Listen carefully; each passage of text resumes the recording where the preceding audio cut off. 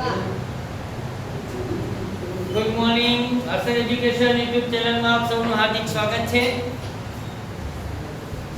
આપણે બધા અગાઉ ધોરણ 10 સામાજિક વિજ્ઞાન પાઠ નંબર 15 એના વિડિયો આપણે અગાઉ મૂક્યા હતા, આપ સૌએ જોયા અને એને ધ્યાનમાં રાખી આજે આપણે નવો પાઠ શરૂ કરવા જઈ રહ્યા છીએ। નવો પાઠ છે પાઠ નંબર 10 જે બોર્ડની પરીક્ષા માટે ખૂબ અગત્યનો પાઠ છે। એમાંથી સેક્શન ડી ની અંદર બે સવાલ પૂછાય।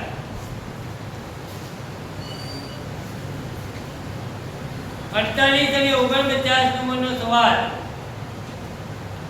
સેક્શન ડી માં બે સવાલો આ પાઠમાંથી આવે અને બે સવાલો પાંચમા પાઠમાંથી આવે।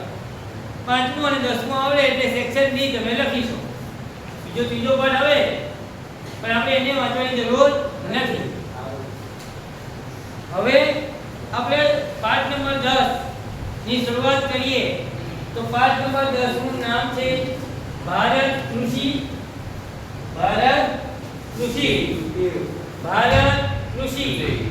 અને એમાં ભારત દેશની વાત કરીએ તો ભારત દેશની અંદર એમ કહેવાય કે 60% લોકો એવા છે કે કૃષિ ઉપર પોતાનું ગુજરાન ચલાવે છે અને કુલ દેશની રાષ્ટ્રીય આવક જે છે એની અંદર આ કૃષિનો ફાળો એ 18% છે।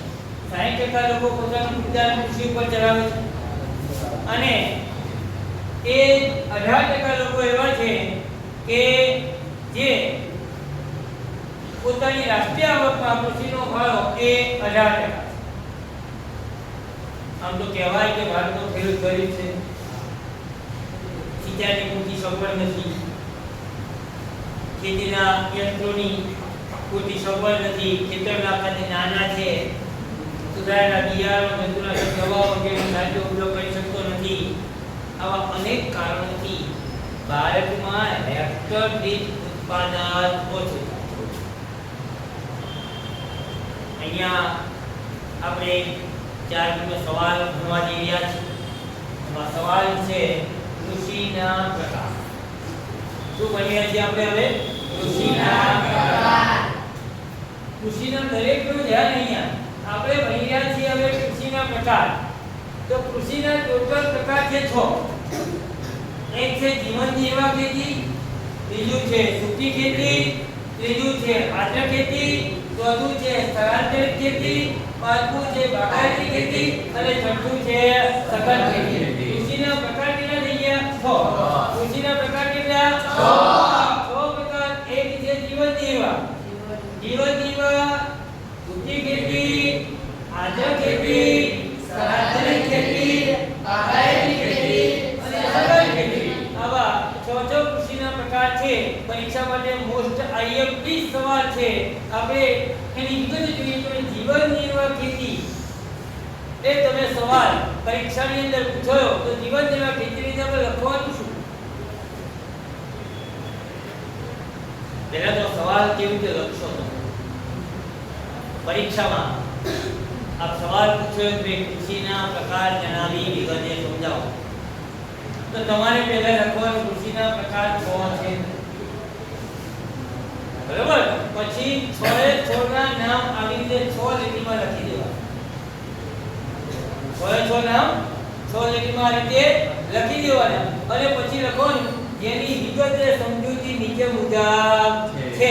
હવે એમાં પહેલાની સમજૂતી આપણે જીવન નિર્વાહ ખેતી।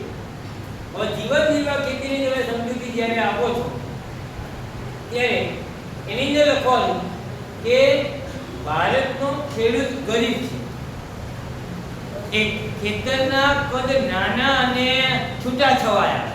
ખેડૂત ગરીબ છે, ખેતરના કદ નાના અને છૂટાછવાયા છે, તેથી તે મોંઘા બિયારણ, જંતુનાશક દવા અને યંત્રોનો ઉપયોગ કરી શકતો નથી, તેથી ઉત્પાદન ઓછું થાય। ઉત્પાદન થાય તે ખેડૂતના પોતાના કુટુંબના ભરણ પોષણ માટે વપરાઈ જાય છે. તેથી આ પ્રકારની ખેતીને જીવન નિર્વાહ ખેતી કહેવામાં આવે છે. પણ જે ઉત્પન્ન થયું ને એ કુટુંબના પોતાના જીવન ધોરણ માટે, કુટુંબના ભરણ પોષણ માટે વપરાય છે. એટલે આ ખેતીને કઈ ખેતી કહેવાય? જીવન નિર્વાહ ખેતી કહેવામાં આવે. સમજાય કે જીવન નિર્વાહ ખેતી? જીવન નિર્વાહ ખેતીને ખેડૂત ગરીબ છે, ખેતરના કદે નાના અને છૂટા છવાયા છે, તેથી તે મોંઘા બિયારણ, જંતુનાશક દવા, રાસાયણિક ખાતરો, યંત્રોનો ઉપયોગ કરી શકતો નથી. તેથી તે ઉત્પાદન થાય એ ઓછું થાય, અને જે થાય એ પોતાના કુટુંબના ભરણ પોષણ માટે વપરાઈ જાય છે. એટલે આ પ્રકારની જે ખેતી કરવામાં આવે એ ખેતીને જીવન નિર્વાહ ખેતી કહેવામાં આવે. ઓકે, હવે બીજા નંબરની ખેતી છે સૂકી ખેતી. તો સૂકી ખેતી એટલે જ્યાં વરસાદ ઓછો પડતો. સૂકી ખેતી એટલે જ્યાં વરસાદ ઓછો પડતો હોય એવી જગ્યાએ જે ખેતી કરવામાં આવે એ ખેતીને સૂકી ખેતી કહેવામાં આવે છે. એટલે કે માત્ર વરસાદ ઉપર આધારિત છે. વરસાદ આવે તો ખેતી થાય, અને વરસાદ ના આવે તો ખેતી ના થાય. આ પ્રકારની ખેતીને સૂકી ખેતી કહેવામાં આવે છે. આદ્ર ખેતી એટલે ભીની. આદ્ર ખેતી એટલે ભીની કે જ્યાં 200 સેન્ટીમીટર કરતા વધુ વરસાદ પડતો હોય અને સિંચાઈની પણ પુષ્કળ પ્રમાણમાં સગવડ હોય. આ પ્રકારે જે ખેતી થાય એ ખેતીને કઈ ખેતી કહેવાય? આદ્ર ખેતી કહેવામાં આવે. એટલે કઈ ખેતી કહેવાય? આદ્ર ખેતી. આ પ્રકારની ખેતીમાં આદ્ર ખેતીમાં વર્ષમાં 2 કે વધારે પાક પણ લેવામાં આવે છે. એમાં કઠોળ, અનાજ, તેલીબિયા વગેરે પાકની પણ ખેતી કરવામાં આવે. સૂકી ખેતીમાં વર્ષમાં એક જ પાક લેવાય. કેમ લેવાય? કે વરસાદ પર આધારિત છે. અને આદ્ર ખેતીમાં સિંચાઈ અને વરસાદ, એટલે આદ્ર ખેતીમાં વર્ષમાં એક કરતા વધુ પાક પણ લેવામાં આવે છે.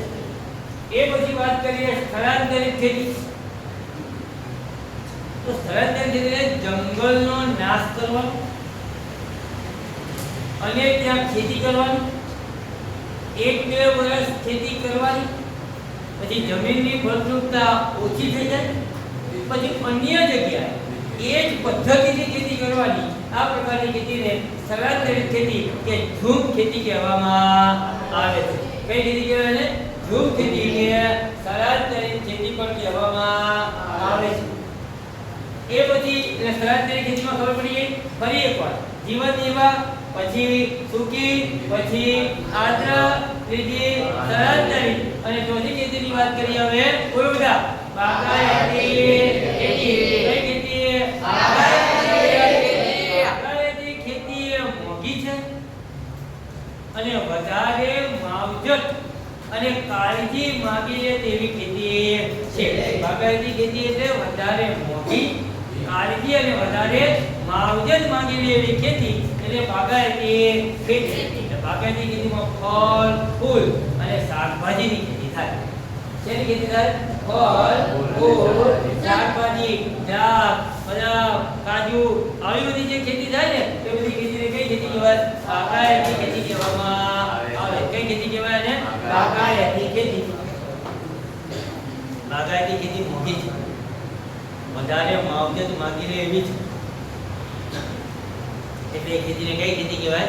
બાગાયતી ખેતી. હવે વાત કરીએ સઘન. સઘન ખેતી એટલે મોંઘા બિયારણ, જંતુનાશક દવાઓ, યંત્રોનો ઉપયોગ વધારે પ્રમાણમાં કરી અને જે ખેતી કરવામાં આવે એ ખેતીને કઈ ખેતી કહેવાય? સઘન ખેતી. એટલે સઘન ખેતીમાં ઉત્પાદનમાં વધારો થાય. શું થાય? ઉત્પાદનમાં વધારો.